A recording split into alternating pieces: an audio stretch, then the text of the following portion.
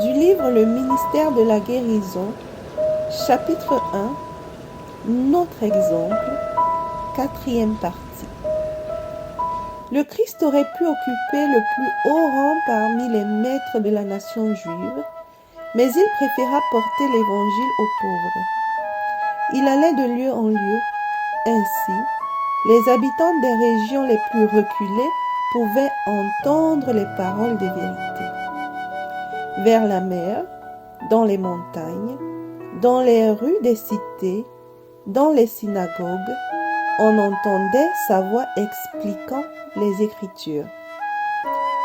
Souvent aussi, il enseignait dans les parvis du temple, afin que les gentils puissent entendre ses paroles. L'attention des gens était attirée, tant les enseignements du Christ étaient différents des explications données sur les Écritures par les scribes et les pharisiens. Les rabbins s'appuyaient sur la tradition, sur des théories et des spéculations humaines.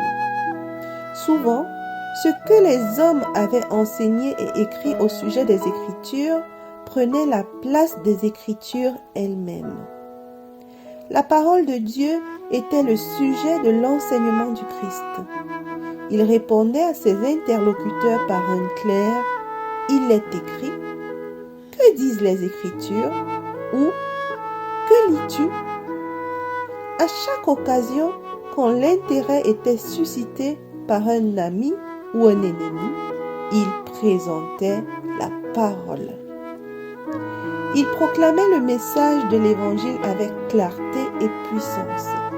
Ses paroles jetaient un flot de lumière sur les enseignements des patriarches et des prophètes. Les Écritures parvenaient aux hommes comme une nouvelle révélation.